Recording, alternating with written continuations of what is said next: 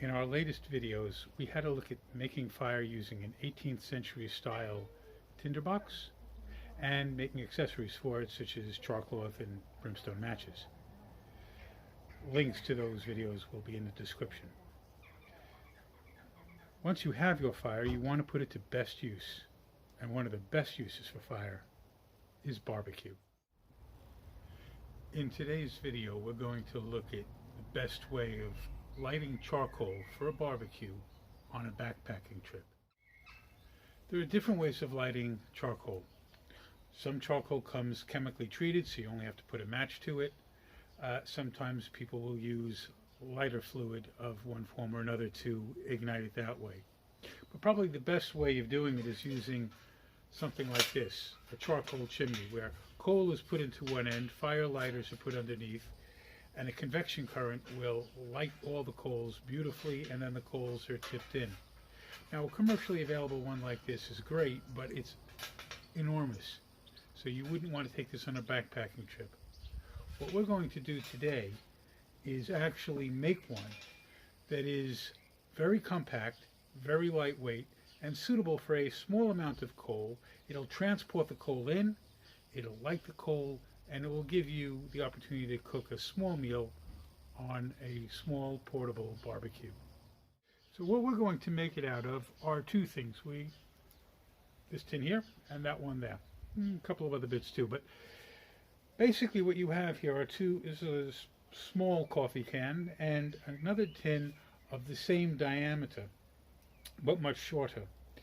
Now, one thing that some tins have, all tins have this rim that goes around to reinforce it, but on some of them the rim is recessed slightly. That allows them to stack neatly. We're taking advantage of that because this one's going to be partially compressed into the coffee can. But before we can use the coffee can, we need to take the base plate off, including that rim. And to do that, a side cutting tin opener is all that is necessary. So if I just rapidly go around with this tool,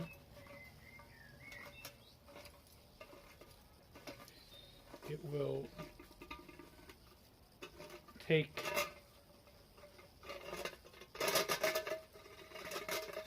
the base off,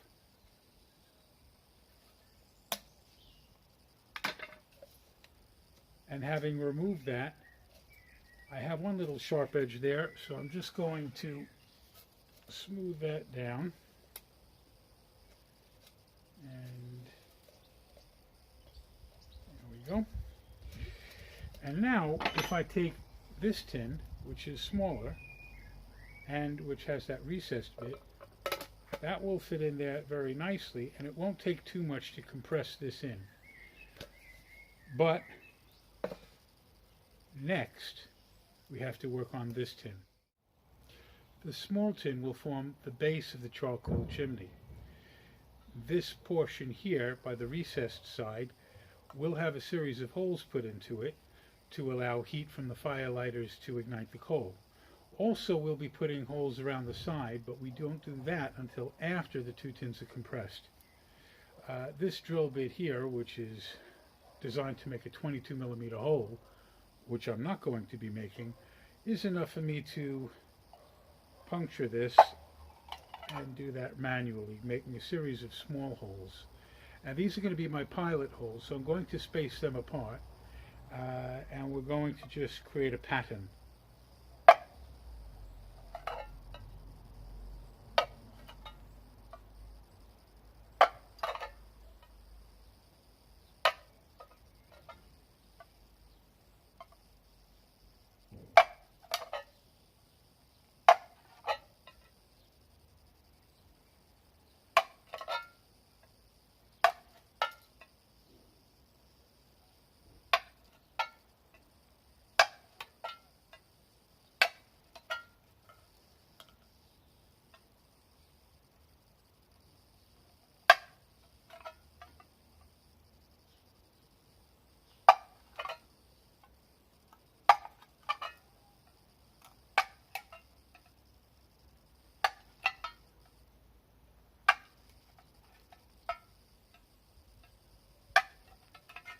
So I had a row of 5, 4, and 3, and then 4 and 3 on the other side as well. So that gives me a fair number of holes, which hopefully you can see. These holes are now going to be made a little bit bigger and a little bit tidier. And the way I'm going to do it is using the stepped drill bit.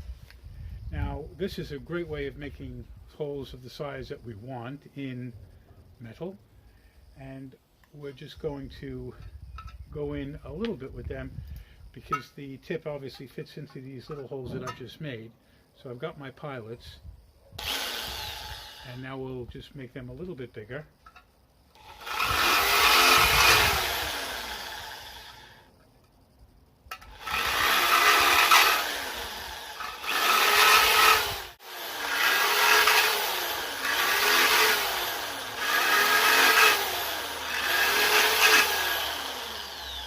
So that was allowed to go in 2 steps to about 8 millimeters. We're now going to come into the other side. I'm going to go in 1 more step, which will be to the 10 millimeter, and that will actually take out a lot of these burrs.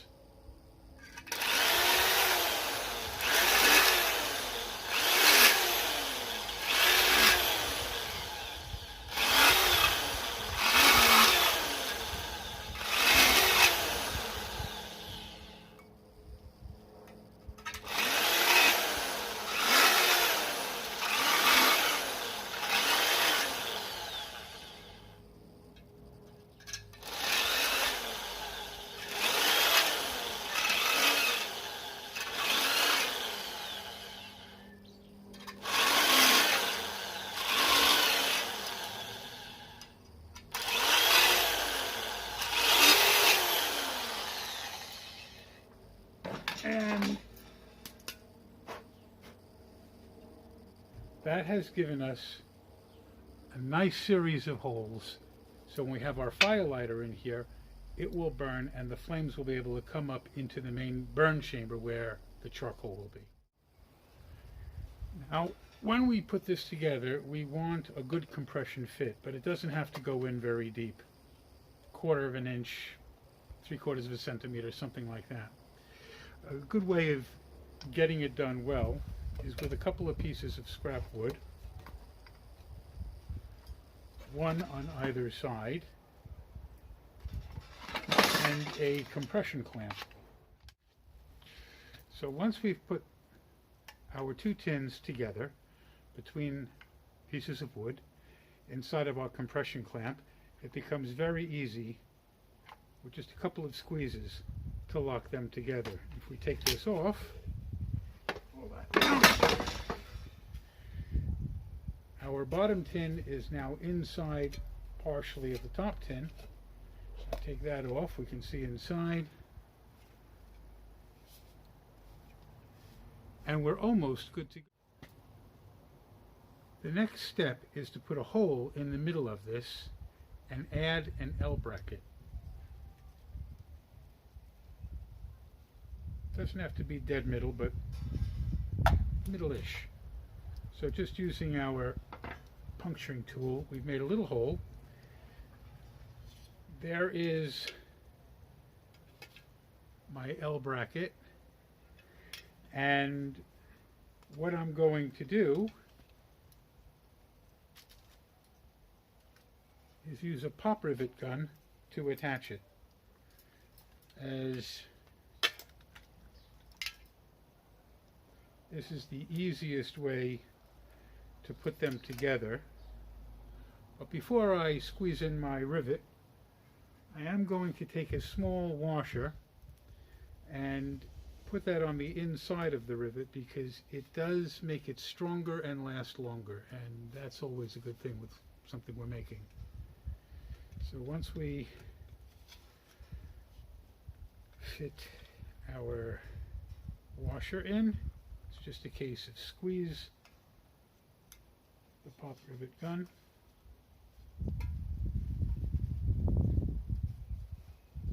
Everything in alignment. And that L bracket is now riveted onto the side. The reason for that is because when this can is in use, when we are actually using this in earnest as a chimney, it's going to be super hot. So by using a pair of pliers, perhaps on a multi-tool, we can grab that to pick it up and turn it over once the coals have heated up, and now we're now going to put them into the barbecue. If you try to grab it in any other way, it's a problem. On the commercially available ones, you have a wooden handle here, so that's heat resistant. It has a little heat shield here to prevent that from getting too hot, and it's fixed together. But again, we're making a version explicitly for use in backpacking, so we want it to be as compact as possible. One of the great things about this is this little plastic lid that comes with this from when there was coffee in here will still fit onto the top of that, which means I can load my charcoal in here before I ever leave for my backpacking trip. When I arrive, all I need to do is light a fire lighter, place this above the fire lighter, after, of course, I've taken the lid off, and within a matter of 5 minutes or so, again, we're good to go. But right now, this will not work because it doesn't have any inlet holes going around the side. And I didn't put them in before deliberately because before putting those air intakes in, I wanted to have that space very clear so that I could make sure that I'm not putting the holes where they don't belong, number one. And number two, it would make the tin structurally weak when we were compressing it together, and it could have crumpled. So now we just have to add those holes, and we're pretty much done. So first things first, there is a seam. I want to avoid that seam, so I'm just going to go next to it for my first hole, and I'm going to place the first hole halfway between the top and the bottom of what's showing here is the bottom tin. And then I'm going to make a second hole, just by eye, exactly opposite the first hole.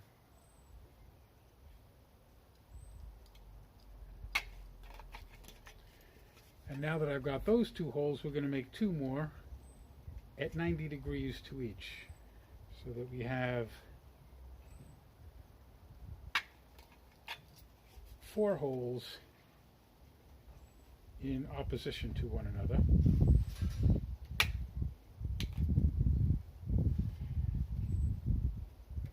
And then in between these 2 holes, I'm going to add 2 more. So these 4 will become 8, will become 12. So we have 4 holes in opposition, and then in this gap between these, each 2 holes, we're going to add 2 more and try and space them 1/3 along the way so they're reasonably evenly spaced.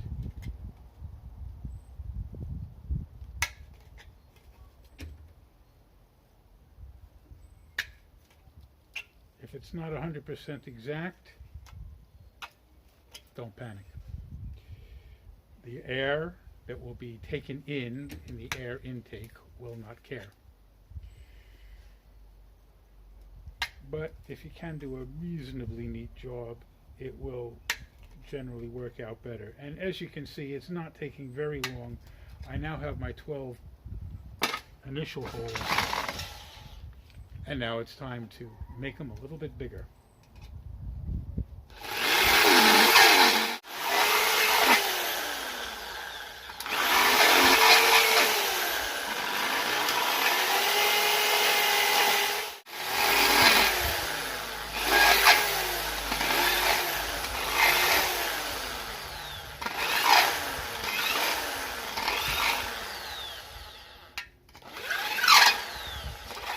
I've drilled the holes all the way around, and using the step drill we've gone in 18 millimeter diameter, which is approximately 3/4 of an inch.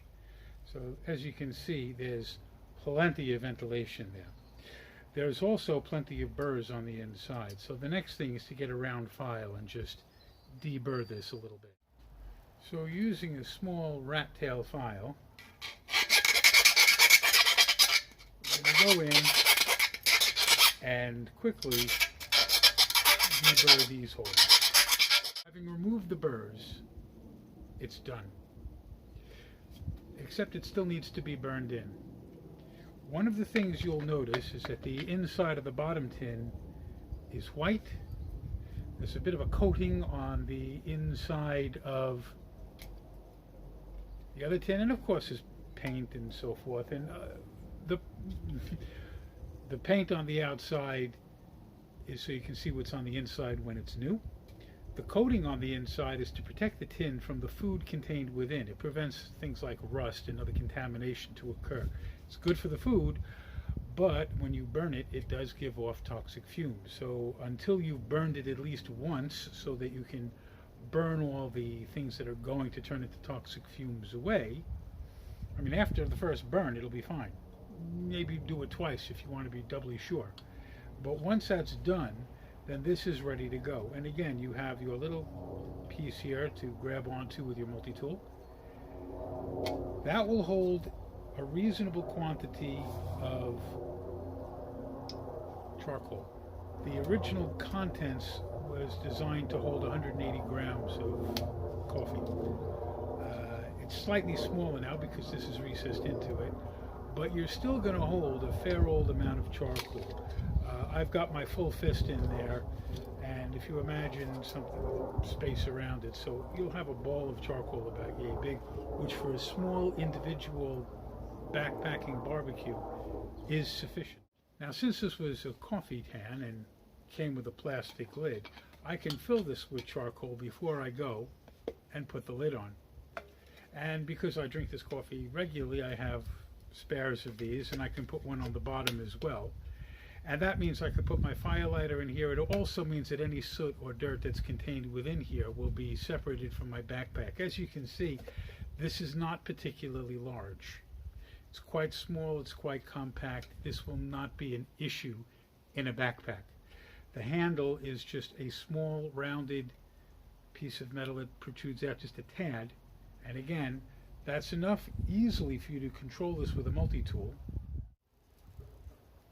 And of course, simply by holding with a multi-tool, you can manipulate this safely, because you wouldn't want to touch it while it was hot. So just using a bit of wood wool firelighter, when there's only to light it,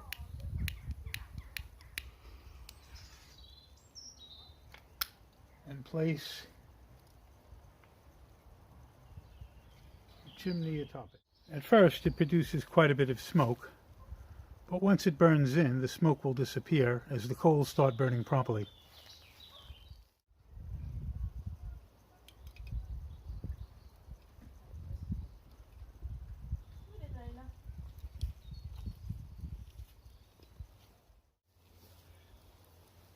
As you should be able to see, a lot of the paint is burning off.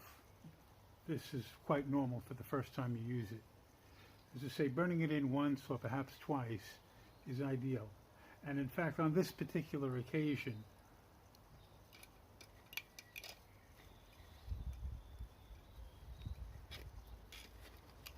you can see the bracket makes it very easy to use with a multi-tool.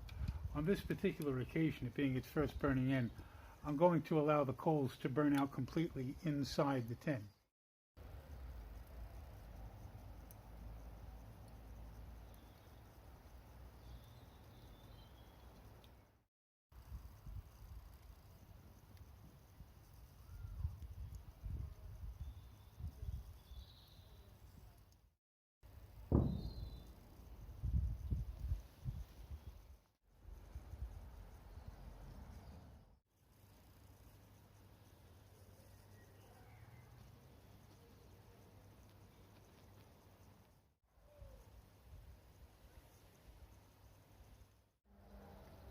So having been burned in for its first time, our mini charcoal chimney is now safe to use, as chemicals contained with coatings have all been burned off, and what residues remain are trivial.